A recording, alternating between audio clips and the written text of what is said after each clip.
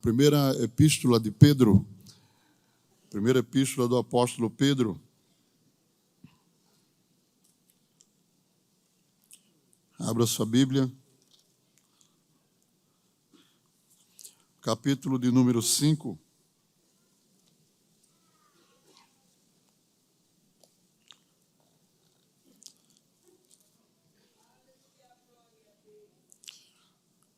Vamos ler a partir do versículo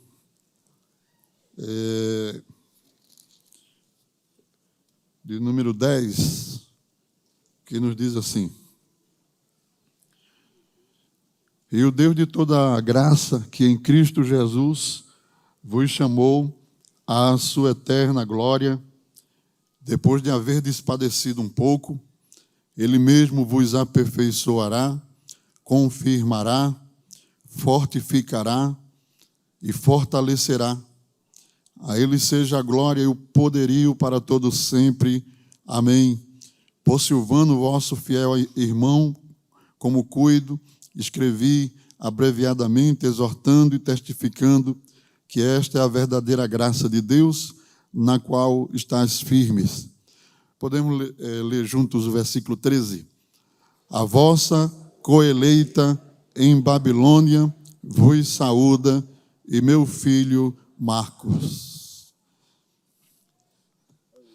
Queridos irmãos,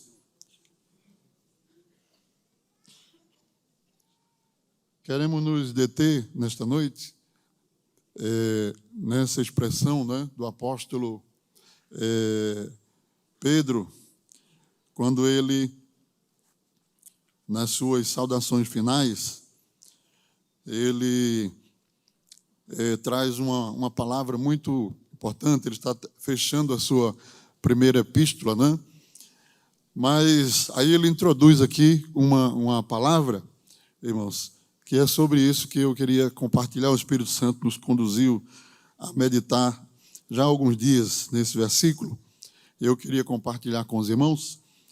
Quando o apóstolo Pedro, que nesse momento estava na cidade de Roma, ele escreve as suas epístolas em Roma, né? Fazendo uma pequena pesquisa. Nós vamos encontrar algumas referências que dizem que aproximadamente no ano 60 ele escreveu a epístola, e ele estava em Roma, escrevendo, como diz aí o versículo 1 do capítulo 1. Os irmãos podem acompanhar aí para a gente seguir o raciocínio. O versículo 1 do capítulo 1 diz: Pedro, apóstolo de Jesus Cristo, aos estrangeiros dispersos no Ponto, Galácia, Capadócia, Ásia e Bitínia.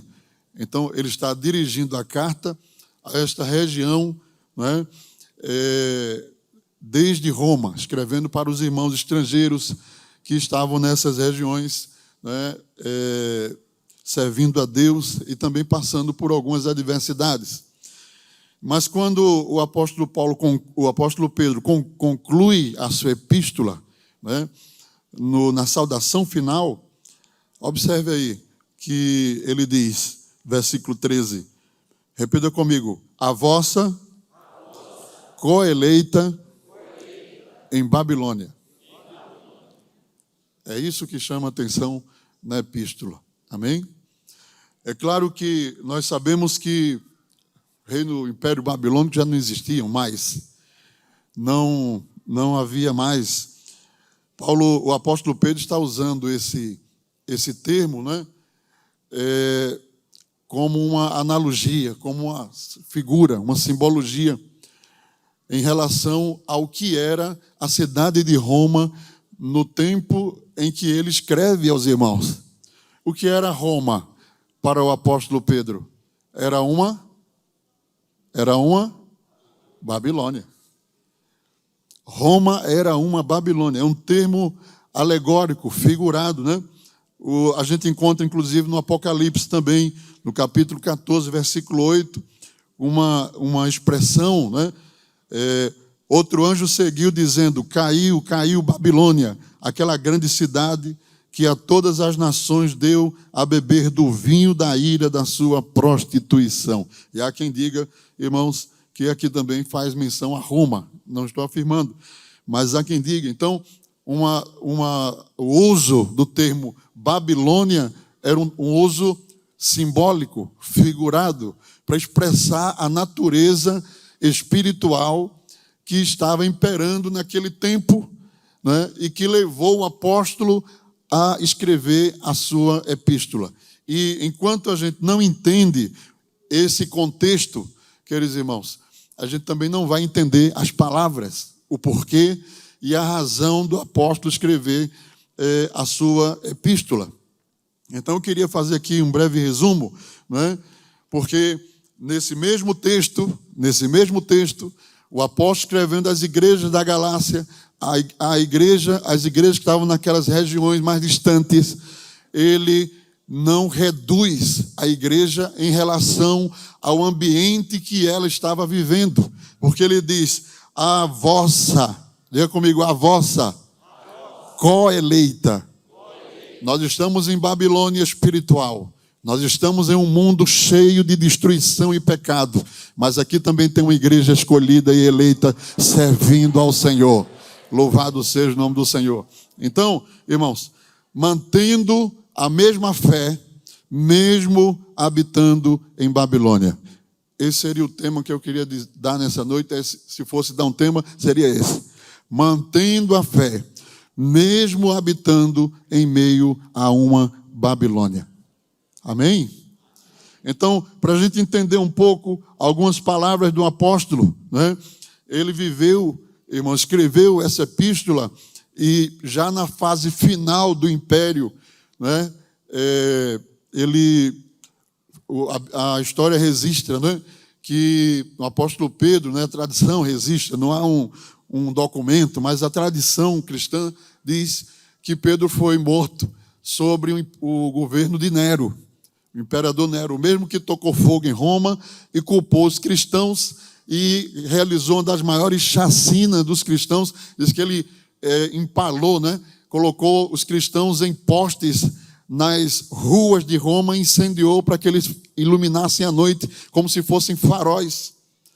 Era ele quem colocava os cristãos dentro das arenas do Coliseu para servir de espetáculo para o público, enquanto os leões e as feras comiam os crentes. Era um homem completamente louco. Ele matou a mãe, ele matou o professor dele, ele matou as professoras, ele matou a sua família, tudo em troca, em volta de poder. Ele é chamado o último imperador da era claudiana. Cláudio era o imperador principal e casado com uma imperatriz chamada Messalina, que, segundo a história, não sou eu que estou dizendo, a história registra, era uma das mulheres mais pervertidas que já se levantou em Roma. Ela saía à noite, deixava o palácio e ia para os prostíbulos. E a fama dela foi tão grande, dessa imperatriz, que Cláudio não conseguiu segurar a impopularidade e a questão, ainda que vivia numa Babilônia, mas ela extrapolou os limites da Babilônia que ela vivia, para os irmãos terem uma ideia, né, de tão pervertida que ela era, aquela mulher, e ela precisou ser sentenciada à morte por conta disso, e Cláudio casa com uma de suas sobrinhas que tinha um filho. Esse filho foi adotado por Cláudio, e esse filho que foi adotado é justamente Nero. E quando chegou o tempo que ele percebeu, né, a história acha que o imperador não morreu, foi assassinado por sua própria mãe e ele, de acordo para assumir o império, né, romano. Havia muita trama, né? Se você ler a história de Roma, é muita trama, muita morte, muita mentira, muita coisa assim, que são coisas terríveis, né? Então, Nero, em seu tempo, ele foi promíscuo aos extremos, profissionalizou a prática da prostituição. Em Roma, era a vida de prostituição, ela era profissionalizada. Elas eram cadastradas, registradas e tinham direitos, pagavam tributos, pagavam imposto por suas profissões de prostituição, né? Há alguns historiadores que até descrevem pelo menos 8 termos que definiam a prática da prostituição no Império Romano naquele tempo. Para cada uma tinha uma atividade, uma função. Eu anotei até aqui, estou falando tudo isso porque a gente vai poder entender o texto de Pedro. Amém, irmãos? Então, existiam 8 termos, rapidamente. São palavras na língua, no latim, né? Delicata traduz-se por prostituta, só que eram as mulheres que praticavam a prostituição em um nível luxuoso, apenas para aqueles ricos que tinham poder econômico. Outra palavra que se traduz por prostituta ou prostituição é copai. Eram mulheres que trabalhavam em lugares chamados colpanos, que eram bares, era como fossem garçonetes daqueles bares, e elas alugavam, tanto serviam como alugavam o corpo, e viviam dentro daqueles lugares. Outro termo era noctulio. Nocte é a palavra noite do latim, e caracterizava a prática da prostituição daquelas mulheres que praticavam a prostituição só durante a noite. Nocte, noite. A outra palavra era lupai, que era um serviço prestado em lugares chamados lupanares, que eram casas de prostituição mesmo. Outra palavra era foraia, que definiam as prostitutas que não viviam em cidades, viviam em áreas rurais. Outra palavra era fornicatrizes, que daí sai a palavra fornicação da nossa língua. Eram mulheres que ficavam em pontos da cidade e se ofereciam voluntariamente para a prática da prostituição. Outra palavra também era busturaia. Elas eram chamadas de prostitutas místicas. Daqui nasce a palavra bruxa, porque elas praticavam a prostituição como se fosse um culto, um ocultismo. Elas viviam nos cemitérios, elas usavam corpos, inclusive mortos. Então, daqui era a prática da prostituição misturado com o ocultismo, com a bruxaria. Tinha sempre um quê de bruxaria pelo meio, né? E o último termo era prosibulai, que eram aquelas mulheres que declaradamente eram chamadas também libertinas, porque elas andavam seminuas, com a parte do busto de fora, dioturnamente, e viviam na prática da prostituição de forma liberal, a qualquer momento, a qualquer hora, para qualquer pessoa. A cultura romana também ensinava, inclusive, a libertinagem sexual aos jovens e adolescentes que estudavam nas escolas romanas. Os professores incentivavam aquelas crianças, aqueles jovens, a se relacionarem e descobrirem, seja com qualquer tipo de gênero, a descobrirem as suas preferências. Então, é um retrato quase que muito, mas muito parecido com o que nós estamos vendo em nossos dias atuais, porque o diabo do século passado, ele é o mesmo Satanás dos dias presentes. Ele usa ferramentas semelhantes ou quase iguais para distorcionar e destruir, né? Então imagine uma cultura com essa libertinagem, principalmente na área sexual. Haviam outras práticas, mas eu estou centralizando aqui. Principalmente na prática sexual, haviam cultos ao corpo, culto ao sexo, culto à prática sexual. Então, irmãos, quando o apóstolo Pedro escreve, irmãos, agora observe isso, a partir daí de tudo isso que eu falei, ele escreve aquela carta aos irmãos lá do outro lado. Ele faz questão de dizer lá no finalzinho da carta: a vossa coeleita em Babilônia vos saúda. Aqui também tem crente salvo. Aleluia. Sabe qual é, irmãos? A primeira mensagem que o apóstolo traz na sua carta: não interessa se você está na Babilônia. Não interessa se a faculdade que você estuda é uma Babilônia. Não interessa se o bairro que você mora é uma Babilônia. Não interessa se o Brasil vai virar uma Babilônia. Não interessa se o mundo vai virar uma Babilônia. Não interessa o nível de pecado que vai chegar a esta nação, esse mundo. Não interessa. Nós temos um Deus que está conosco 24 horas por dia. E se a igreja seguir os passos, os pontos, seguir os conselhos que Pedro descreve na sua epístola, nós também vamos poder dizer a qualquer pessoa do mundo: a vossa co-irmã aqui em Babilônia vos saúda em Cristo Jesus. Porque, irmãos, nós às vezes percebemos, né? Irmão, pastor, alguém se expressa e diz: pastor, é difícil, o negócio está difícil, está muito complicado, é porque isso, é porque aquilo. Será mesmo? Havia uma igreja naquele tempo vivendo no centro do mundo pecaminoso, destrutivo, no centro, irmãos, do erro, mas ela era uma igreja salva. Salva. É salva. Diga comigo: é possível ser crente em Babilônia.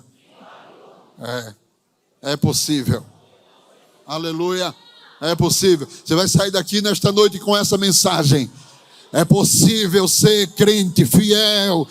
É possível ser um crente santo. É possível servir a Deus, sim. Não interessa se é adolescente, se é jovem, se é casado, se é solteiro, não interessa. É possível ser co-eleita de Deus na terra, no meio de uma Babilônia promíscua, destrutiva. É possível, sim, sim, é possível. O apóstolo Paulo, ele diz em Romanos 8,35: quem nos separará do amor de Cristo? Quem? Quem? A tribulação, a angústia, a perseguição, ou a fome, ou a nudez, ou o perigo, ou a espada? Nada nos separará do amor de Deus que está em Cristo Jesus. Nada, nada, absolutamente nada. Aleluia, aleluia, nada. A Bíblia registra também, irmãos, quando João recebe as 7 cartas às 7 igrejas da Ásia, uma em especial, eu queria chamar a atenção aqui nesta noite. A igreja chamada Pérgamo. A igreja de Pérgamo, irmãos, o texto diz, aleluia, no capítulo 2 do Apocalipse, versículo 13, repita comigo: eu sei as tuas obras e onde habitas, que é onde está o trono de Satanás, e retens o meu nome, e não negaste a minha fé, ainda nos dias de Antipas, minha fiel testemunha, o qual foi morto entre vós, onde Satanás habita. Você já pensou em morar num lugar tendo Satanás como vizinho? Será que é fácil? Eu sei que aí está o trono de Satanás, onde vocês moram. Ele habita aí, né? Porque Satanás não é onipresente, ele não é onipresente, ele depende de estar e depende de informação. Ele não pode estar no mesmo lugar ao mesmo tempo, porque ele é um anjo, né? E a Bíblia diz que ele resolveu fazer uma casa e morar em Pérgamo. Meu Deus do céu, tanto lugar logo aqui, né? Os irmãos poderiam dizer, né? Porque, irmãos, a história registra que Pérgamo, ela era sede do governo romano, sede administrativa do governo romano. Ela tinha uma estátua de 60 metros de altura, dedicada ao deus Zeus. Era também a cidade centro do culto ao imperador romano, além de ser também o centro da adoração a um deus chamado Asclépio, que era o deus considerado o deus da saúde, e era representado da medicina, e era representado por uma grande serpente que também era venerada. Então imagine esse lugar aí, cheio de profanação, cheio de adoração, já cheio também disso que eu falei a princípio, de profanação, de promiscuidade, de adultério. Satanás disse: aqui é um lugar que eu quero aqui eu estou no meu paraíso, eu vou morar aqui. Mas quando Jesus escreve a igreja de Pérgamo, onde Satanás botou o trono dele, onde Satanás construiu uma casa para morar nela e ficar lá naquela cidade, Jesus escreve para aquela igreja, aleluia, dizendo: eu sei que tu retém o meu nome, eu sei, aleluia, que tu não negaste a fé, eu sei. Se Satanás morar do seu lado, vai escutar a sua voz dizendo glória a Deus, aleluia. Se Satanás morar do seu lado, vai ver você sair todo dia para a escola dominical no domingo. Se Satanás morar do seu lado, vai ver você evangelizar na campanha. Se Satanás morar no seu bairro, ele vai ver você andar em santidade, bem vestido, dando testemunho da luz do evangelho. Não importa aonde você esteja, não importa o nível de pecado. Pedro escreve aos irmãos da Galácia: a vossa co-irmã, co-eleita no Senhor, que mora em Babilônia, vos saúda. Oh, aleluia. E eu fiquei pensando, lendo aqui e pensando nisso, o apóstolo Pedro escrevendo essa epístola, aleluia. E nós vamos ver que havia alguns segredos, irmão, porque também não é simples, não. Eu não aconselho ninguém morar em Babilônia, nem sequer morar no bairro que Satanás está morando. Fique bem longe, se possível. Mas, irmãos, nós estamos vivendo num momento tão ruim, tão difícil, e ao mesmo tempo, um dia eu estava dizendo a alguns irmãos, dizendo: irmãos, se Deus nos chamou nesse tempo, Ele vai nos capacitar. Se esse for o tempo do derramamento da iniquidade na terra, e nós estamos aqui, pode se preparar, porque aonde abundou o pecado, diz a Bíblia, superabundou a graça de Deus. Superabundou a graça de Deus. Aleluia. Então, vamos ver aqui, irmãos, rapidamente, o apóstolo Pedro, ele começa a sua epístola falando como é que a gente vive em Babilônia e continua sendo co-eleita. Como é que a gente vive num ambiente de promiscuidade como era Roma, de práticas. Imagine um crente andando numa cidade onde as mulheres andavam seminuas e praticavam atos libidinosos à luz do dia nas praças. Será que é simples? Mas aquela igreja resplandecia. Ela brilhava. Oh, aleluia. Glória a Deus. Aí o apóstolo Pedro começa falando, ele diz: primeiro, descubram, aprendam o modelo de santidade ao qual vocês devem seguir. Ele diz, no capítulo 1, versículo 15 e 16, da primeira de Pedro, vou citar a maioria dos versículos aqui dentro da epístola. Ele diz assim: mas como é santo, vamos dizer comigo, mas como é santo aquele que vos chamou, sede vós também santos em toda a vossa maneira de viver. Porquanto está escrito: sede santos, porque eu sou santo. Sabe o que é que Pedro começa a dizer na sua epístola? Ele diz: o primeiro passo para você sobreviver aqui nessa Babilônia que a gente está vivendo é olhar para Jesus. Olhar para o modelo de santidade ao qual você deve copiar. Porque eu imagino também que houve muito fracasso, muitas quedas. Houveram muitos que possivelmente não resistiram àquela pressão babilônica, a pressão pecaminosa de Roma, que cederam ao pecado. E Pedro está escrevendo dizendo: olha, irmãos, não fique olhando para A e B e C. Não fica olhando para o irmão fulano. Ah, mas meu irmão fulano, mas meu irmão Beltrano. Ah, porque aquele irmão faz assim. Pedro está dizendo: olha, eu quero dizer para vocês que o modelo não está aqui. O modelo está em cima. Mas aquele que vos chamou, Aleluia. Como é santo aquele que vos chamou. Como é santo aquele que vos chamou. Como é santo aquele que vos chamou. Como é santo aquele que vos chamou. Como é santo aquele que vos chamou. Esse é o modelo de santidade.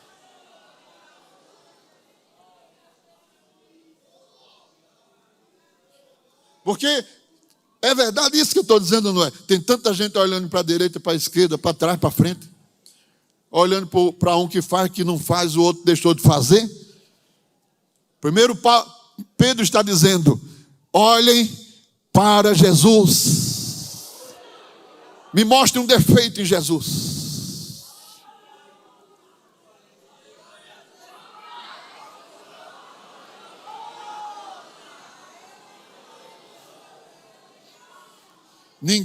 O céu é formado de santos, anjos santos, querubins santos, arcanjos santos, potestados, principados, tronos, tudo isso são classificações celestiais. Santos, santos, são todos eles santos, mas nenhum deles é santo, santo, santo.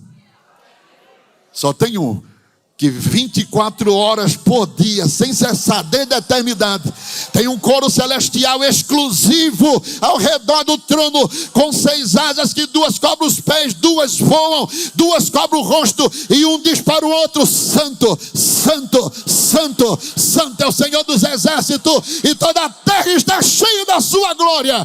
Olha para Jesus, olha para Jesus, olha para Jesus, olha para Jesus. Se você olhar para Jesus, você vai vencer Babilônia.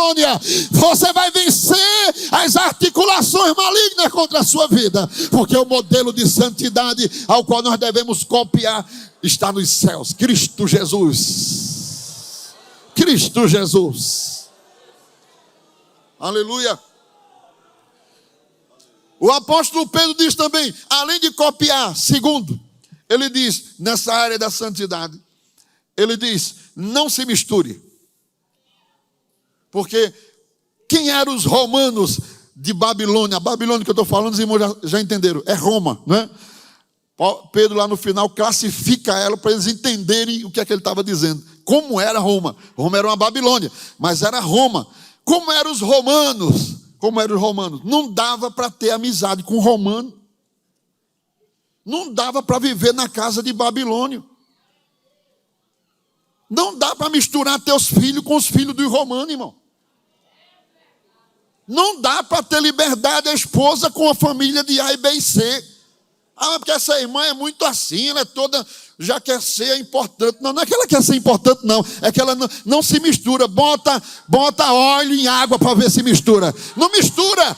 Luz e treva não se unem, não se junta. Não é que você quer ser melhor, quer ser mais santa. Não, é porque pode contaminar.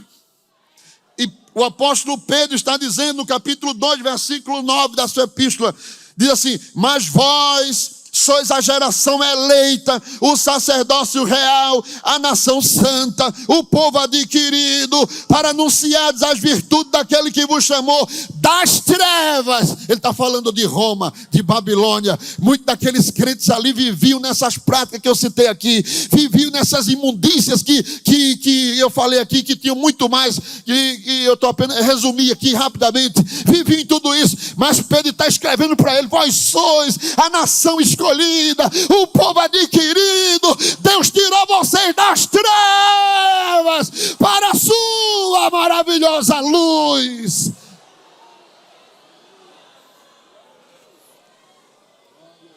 E luz não se mistura com trevas, irmãos. Luz não se mistura com trevas. Não vale a pena nem contar, né? Esse negócio está contando testemunho de quem era. Depende como conta e por que conta. Porque tem coisas lá do passado que o crente não deve nem mencionar, nem lembrar, nem se gloriar, porque são obras de Satanás na vida dele. Ele deve se gloriar daquilo que Deus faz com ele. Os feitos do Senhor em nossa vida devem ser, sim, divulgados e testemunhados. Faz muitos anos eu cheguei lá no começo, né? pastor Samuel conhece Colônia, e a irmã tinha levado, o trabalho estava começando a tomar uma proporção, levou o irmão para contar um testemunho. Já tinha um bocado de gente nessa época, estava cheinho lá, o povo estava indo. E tinha umas crianças assim na frente, o irmão contando, né? Contando assim que vivia na prática de coisas ocultistas. Aí ele contando como é que ele fazia com o pobrezinho do sapinho. E contando direitinho assim, eu peguei assim, fazia assim, e os meninos estavam tudo assim, na frente, assim, com o olho assim, ó. Eu digo, pronto, vai ter tudo pesadelo de noite. Aí eu fui lá no ouvido do irmão, eu já servia como presbítero da igreja, fui, meu irmão, não ensine o que o senhor fez. Diga o que Jesus fez na sua vida. Ensinar o que é que a receita, né, da coisa ruim, ensinar, eu quero saber o que é isso, irmão, né? Quero saber o que é isso, não. Eu saí das trevas para a luz. Não se mistura as coisas. Aqui é lugar de Deus se fazer presente, né? Lá na Argentina tem, nos cultos, irmãos sabem disso, quem já foi de lá sabe, tem muita distorção, assim, às vezes chegam pessoas que congregavam em outro lugar, aí chega e diz, e às vezes até a gente tem que tirar os maus costumes, né? Desmaiando, caindo e fazendo coisas assim, não, irmão, não é assim não, aqui a gente é de outra forma. Aí um dia começou indo para lá e perguntou assim, cadê os demônios que não se manifestam aqui? Eu digo, ficou tudo lá de fora. Eles estão acostumados, né? A culto da libertação, aí pô, o demônio fala, aquela coisa assim, de treva mesmo. Aí ele diz, cadê os demônios que não caem? Como que é assim? Vocês não têm autoridade, vocês não são homens de Deus. Aí ele veio me afrontar assim, e dizer assim, de onde estão os demônios que não se manifestam? Eles estão tudo lá fora. Se quiser pode ir lá procurar. Porque aqui dentro quem está é Jesus. Jesus está aqui. Onde Deus está presente, aleluia, não tem operação maligna. As trevas não se misturam com a luz. 2 Coríntios 6,14, não vos prendais a um jugo desigual com os infiéis, porque que sociedade tem a justiça com a injustiça? E que comunhão tem a luz com as trevas? O segredo de sobreviver na Babilônia de Roma, Pedro estava ensinando aos irmãos, dizendo, não se misture, dê bom dia, dê boa noite, dê boa tarde, trate com gentileza, fale direitinho, mas não sente na mesa, não viaje junto, não durma na casa, não fique de conversa, não fique andando para cima e para baixo, porque luz não se junta com trevas.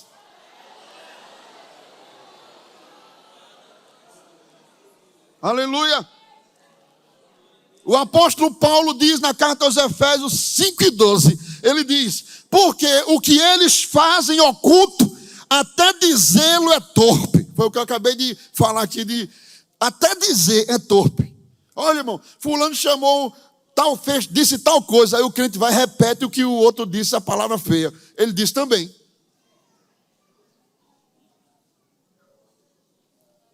Ele disse também. Ou não disse? Até dizer é torpe. Não, irmão, a pessoa estava falando de coisa imunda, começou a chamar umas palavras feias. Pronto, diz isso.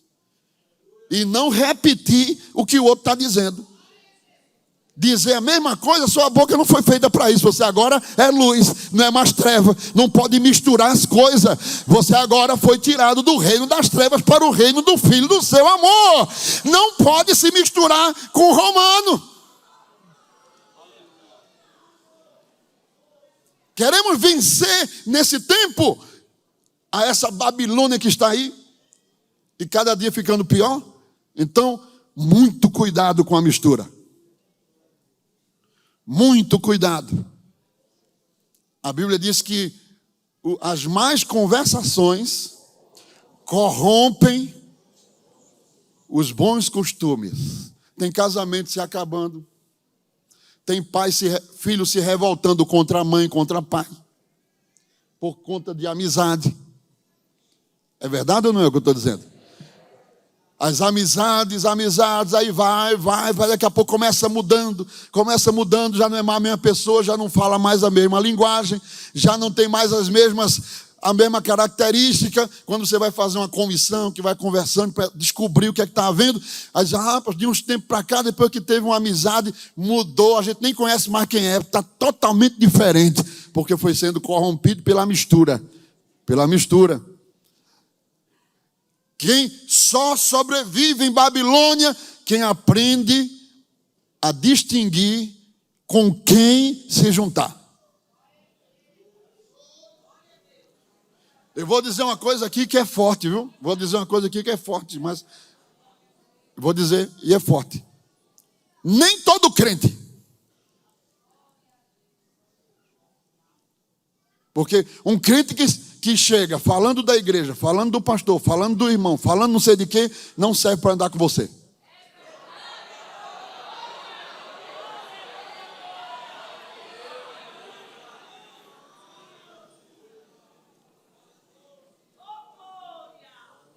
Você já pensou? Você está no culto, uma pessoa está do seu lado, para ali, porque pensa que é aquela ali, é para aqui. Irmãos, você não recebe nada. Bom é quando você está perto de um crente que você às vezes chega até desanimado. Aí ele está aqui, mas Jesus, como tu és bom, Jesus. Eita, Jesus. Aí o irmão está falando, ele fala, ô glória. Aí você começa se animando também. Aí ele começa, ô glória, glória a Deus. Aí vai esquentando, o céu vai descendo assim. Daqui a pouco você está falando em língua, está se renovando. Porque, aleluia, há uma graça de Deus que está transbordando sobre a vida daquele irmão e termina enchendo você também, não é? Aleluia, glória a Deus. Mas você sentar perto de uma pessoa, fica o tempo todo lhe cutucando, falando bobagem, irmão, atrapalhando a mensagem, você não consegue ouvir direito, porque a mensagem é como se fosse um copo que você vai enchendo com água, gotinha por gotinha. Se você perder a primeira gotinha, você perde o resto. Você tem que ir pegando a mensagem do começo, ela vai crescendo, vai crescendo, vai crescendo. Você vai entendendo, vai enchendo o copo, vai enchendo, daqui a pouco transborda. Mas a pessoa fica do lado, não sei o quê. E às vezes, agora mania, né? Uma mania, eu sei, irmão, que há necessidade. Eu sei, nós que trabalhamos ajudando o pastor, principalmente com responsabilidade na igreja, a gente, obrigatoriamente, você tem que ter um celular lá do seu lado. Por quê? Pode acontecer um acidente com um irmão, uma pessoa liga, uma coisa administrativa, e aí ele dá um jeitinho de ir ali para atender por uma questão de necessidade. O irmão trabalha numa empresa, a empresa exige que o irmão esteja sempre atento. Acontece, o irmão tem que estar ali, bota no Vibracal, né? E aí o patrão ligou, aí ele olha assim, ou manda uma mensagem, ou ele vai ali resolver. É normal, isso aí, a vida da gente hoje é essa, né? Mas a pessoa está no culto.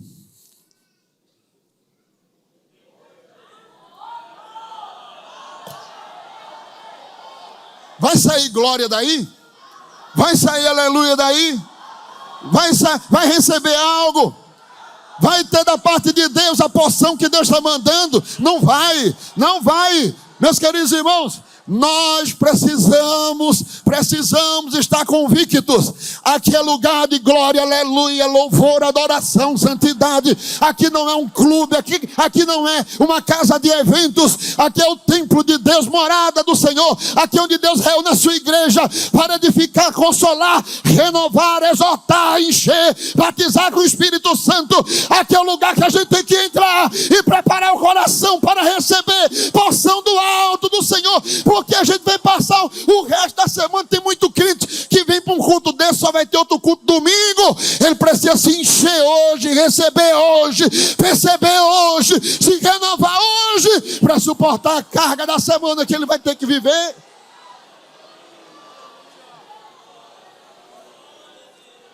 O apóstolo Pedro ainda diz, irmãos, na santidade, não se misturem. Segundo, deem exemplo.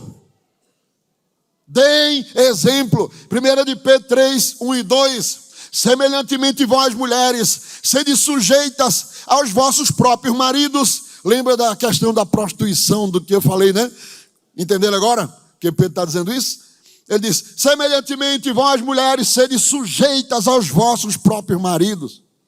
Para que também, se alguns não obedecem à palavra, Está lembrando de Roma, da Babilônia? Não obedece a palavra.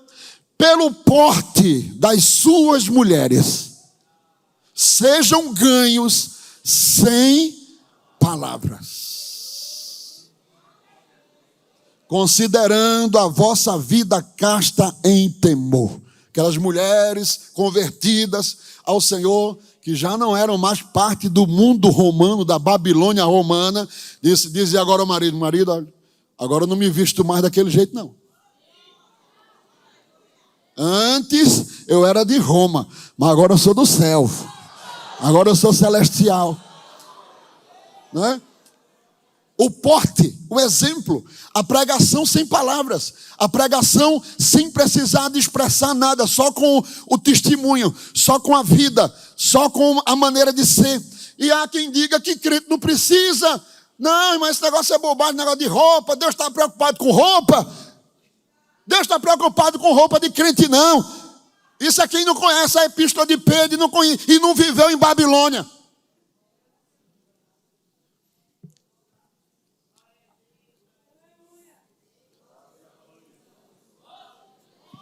Deus não está preocupado com roupa, não? Está sim. E quer que a gente se preocupe também. Viu? Tem que se preocupar sim. Aleluia.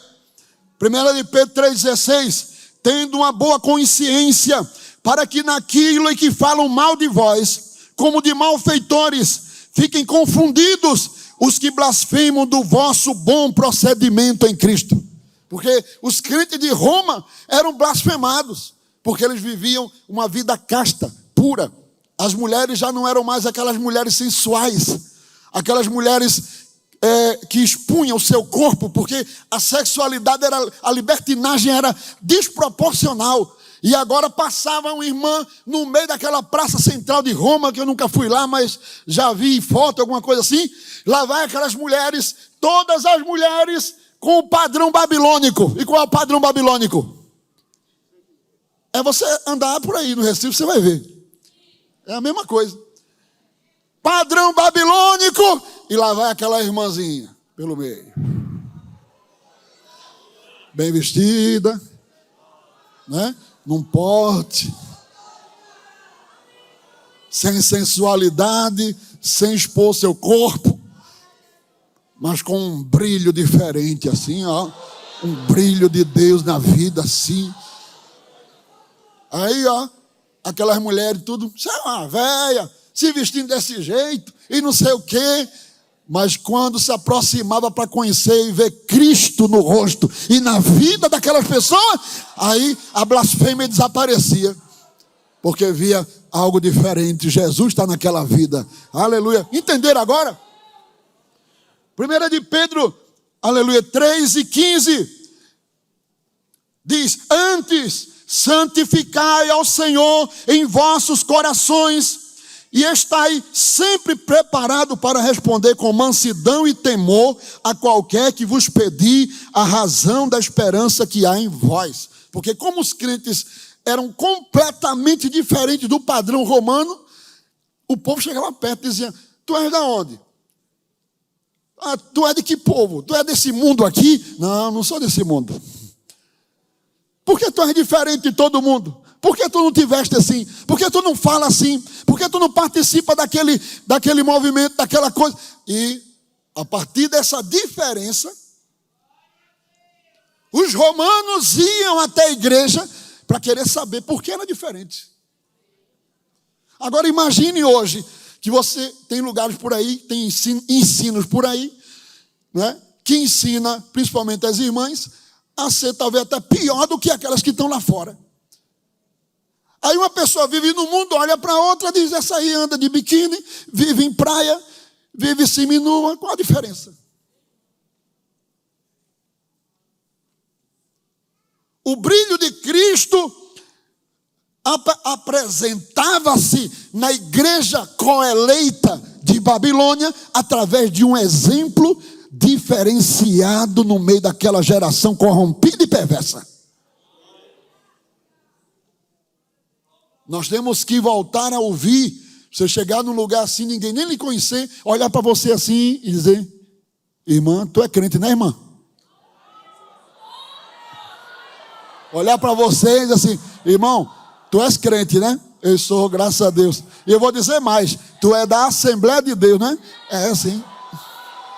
Glorifica o nome de Jesus pelo exemplo nesta noite. Santidade é exemplo. Então, Pedro estava dizendo: santidade é o primeiro segredo de sobreviver em Babilônia. Ou você é santo, ou você é trevas. Ou você é luz, ou você é treva. Ou você é justo, ou você é injusto. No mundo de pecado, ou você faz a diferença, ou você é a mesma coisa. Segundo, ele diz: em Roma, para viver no meio de Babilônia, tem que viver como se fosse peregrino. Você não é daqui. Você é peregrino. Ele diz no capítulo 1 de Pedro, versículo 17, 1 e 17: e se invocais por Pai aquele, sem acepção de pessoas, julga segundo a obra de cada um. Aí diga comigo: andai em temor durante o tempo da vossa peregrinação. Nós temos identidade CPF, mas nós não somos daqui não. Nós temos registro de nascimento aqui, mas nós não somos daqui. Nós temos um registro celestial. Nós somos forasteiros, peregrinos aqui nesse mundo. Estamos de passagem. Pedro fazia questão de dizer isso: olha, meus irmãos romanos, vocês podem ter até esse título de cidadão romano, mas vocês não são daqui. Vocês são peregrinos e forasteiros. Aleluia, aleluia. Ele diz ainda em 1 Pedro 4:2: para que no tempo que vos resta na carne, não vivais mais segundo as concupiscências dos homens, mas segundo a vontade de Deus. O tempo que vos resta aqui, aproveita para viver com Jesus. Aproveita para fazer a vontade de Deus. Aproveita para viver conforme o plano que Deus determinou para nós. Terceiro, estou adiantando aqui. Terceiro, para sobreviver em Roma ou em Babilônia, como igreja coeleita, tem que ter posicionamento. Recuse-se a sucumbir diante da carnalidade que está à sua volta. Recuse-se. Não é que o crente não vai ser afetado, tentado muitas vezes no mundo que a gente está vivendo, mas suporte, resista, recuse. Eu não quero isso para mim, eu não quero isso para a minha vida. Eu não fui chamado para a prostituição, eu não fui chamado para o pecado, eu não fui chamado para viver no mundo. Jesus me tirou do mundo para eu ser crente. Diga para você mesmo: eu sou crente, eu sou crente, eu sou crente, e eu sou crente salvo. Eu não vou ceder a isso. E Pedro, o apóstolo Pedro diz isso na 1 de Pedro 2:11. Veja que eu estou citando a maioria dos textos aqui em Pedro 2:11. Diga comigo: amados, peço-vos. Olha, Pedro estava implorando quase. Peço-vos, como a peregrinos e forasteiros, que vos abstenhais das concupiscências carnais que combatem contra a alma. Peço-vos que vos abstenhais. Aleluia. Aleluia. Ele diz no versículo 1 de Pedro 3:11. Diga comigo: aparta-te do mal e faça o bem. Busque a paz e siga. Ele estava dizendo: recuse. Tome posição, posicione-se. Deixa desse negócio de politicamente correto. Não vou dizer nada, né? Porque, não, eu sou crente da Assembleia de Deus, batizado com o Espírito Santo. Eu tenho um cartãozinho de membro aqui, ó. Eu sou do culto de doutrina. Meu pastor, o pastor Ailton. Eu dou glória a Deus, aleluia, e dou alto, viu? Quando eu estou no culto. Pronto,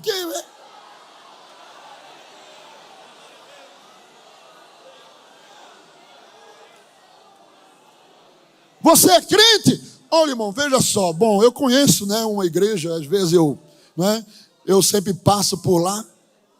Que passa por lá que nada? Você é membro da igreja. Ah, tu é crente daquela que só usa saia? Dessa aí mesmo. Saia, se for maior um pouquinho, melhor ainda. É. Qual o problema? Pedro ensina, irmãos, aleluia, no capítulo 4, versículo do 1 ao 3 de 1 Pedro. Ora, pois, já que Cristo padeceu por nós na carne, amai-vos também vós com este mesmo pensamento, que aquele que padeceu na carne já cessou do pecado, para que no tempo que vos resta na carne não vivais, mas segundo as concupiscências dos homens, mas segundo a vontade de Deus.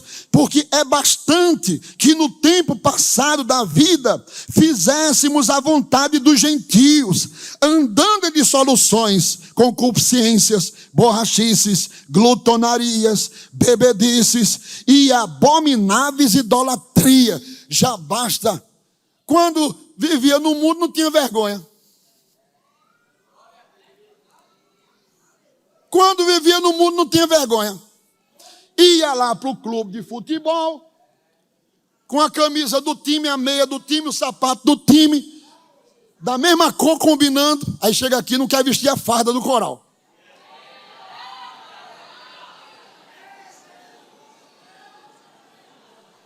Eu conheci um que eu entrei no quarto dele, o tapete dele é da cor do time, o lençol da cama era da cor do time, tinha um quadro na cor do time. Graças a Deus ele é salvo em Jesus, hoje é um crente fervoroso, né? Mas ia pros estádios de futebol, voltava sem voz.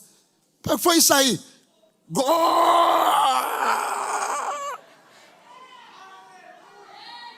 Hã? Pois agora, irmão, é glória a Deus, aleluia, glória ao nome de Jesus. Quem pode glorificar a Deus aí? Dá uma glória aí. Glória ao nome de Jesus, sem vergonha, sem temor.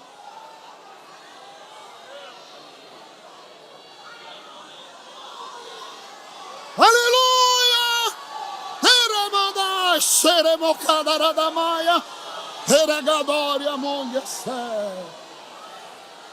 Eu não tenho vergonha do evangelho de Cristo. Não me envergonho do evangelho, disse Paulo. Somos crente. E o nome é crente mesmo. Ah, não sou gospel coisa nenhuma. Você é crente.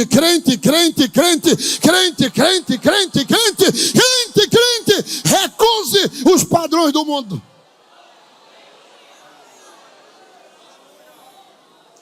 Pedro diz ainda, outra ferramenta para viver em Babilônia e continuar sendo eleita. Pedro diz, orem e vigiem. Ei, tem esse ponto aqui. Orem e vigiem. Aleluia.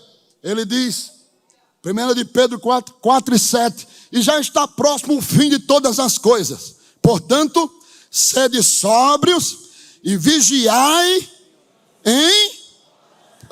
Esse versículo aqui está sendo escrito de dentro de Roma. Não sei se estava perto do Coliseu, se tinha crente morrendo nesse dia, nessa noite. Eu não sei como é que estava a situação, a prostituição tomando conta de tudo. E está Pedro com a canetinha dele escrevendo lá para o outro lado do mundo, dizendo, e já está próximo o fim de todas as coisas. Portanto, sede sóbrios e vigiai em oração. Oração é o segredo. É outra ferramenta da igreja de Roma que venceu a tendência babilônica. Ele diz ainda no capítulo 5, versículo 8, sede sóbrios, vigiai, porque o diabo, vosso adversário, anda em derredor, bramando como leão, buscando a quem possa tragar. Pedro está dizendo isso em um tempo, em um momento, em um lugar onde os crentes eram realmente jogados para leões. Mas Pedro estava dizendo, não tenha medo desse leão aí não. Esse leão aí mata a carne. Tenho receio do outro leão. O leão espiritual que quer comer, bramar e destruir a vossa vida. É isso que ele estava dizendo. Se jogar você na arena e o leão vir, você abraça ele, deixa ele te devorar, porque quando terminar, a janela do céu vai se abrir e Jesus vai te pegar pela mão com roupas brancas e gloriosas e vai te levar para o paraíso celestial. Aleluia! Aleluia. Não tenham medo disso. Orem, vigiem, fiquem em posição. Aleluia. Ele ainda diz, mantenha os princípios fundamentais da fé. É outro segredo. Se a fé morrer, a gente também, o restante morre. Mas ele diz no capítulo 1, versículos 6 e 7, em que vós grandemente vos alegrais, ainda que agora importa, sendo necessário que estejais por um pouco contristados com várias tentações, para que a prova da vossa, vamos dizer comigo, a prova da vossa fé, muito mais preciosa do que o ouro, que perece e é provado pelo fogo, aí diz, se ache em louvor e honra e glória na revelação de Jesus Cristo. Não vai perder a sua fé em hipótese nenhuma. Você não pode, crente não pode perder a fé em hipótese nenhuma. Ela é o segredo da gente chegar na eternidade, mais precioso do que ouro. Se alguém tiver ouro, jogue fora. Aleluia. Vale mais ter fé do que ouro. Aleluia. Glória a Deus. A fé em Cristo garante que o salvo não seja confundido por esse mundo. A fé em Cristo garante que o crente pode resistir firme e participar da igreja invisível. Ele diz no capítulo 5, versículo 9, ao qual resistis firmes na fé. Diga comigo, firme na fé. Sabendo que as mesmas aflições se cumprem entre vossos irmãos no mundo. Então, resistir firme na fé. A igreja de Deus estava em Babilônia, viveu uma vida reta e era coeleita. Pedro escreve com muito orgulho no final, porque o povo sabia o que era Roma. E talvez não tendo oportunidade de ir lá, disseram, será que aqueles crentes é crente mesmo? No meio daquele mundo depravado. Mas estava lá o apóstolo, o apóstolo do Senhor, que foi morto por Nero. A história diz que Nero tocou fogo na cidade, matou o cristão e também determinou a morte de Pedro. Assassinou no ano 64, 65. Mas Pedro, sabendo disso, escrevendo para os irmãos lá do outro lado, e talvez tivesse essa dúvida, será que os irmãos lá no meio daquele mundo de depravação? Aí Pedro fez questão de dizer, eu sei o que eu estou dizendo, a vossa coeleita em Babilônia, a vossa coeleita, aqui os crentes também são crentes salvos na pessoa bendita de Jesus. Olha, irmão, não importa o que venha sobre nós, não importa que nível de iniquidade o mundo chegue, não fique preocupado com isso, não. Fique preocupado em fazer a vontade de Deus, aperfeiçoar a sua vida na presença do Senhor, estar firme andando no caminho do Senhor. Não importa se você é crente e está no meio de uma Babilônia, a Babilônia vai ser destruída, mas você vai ser arrebatado naquele dia, porque esta é a promessa do Senhor para nós.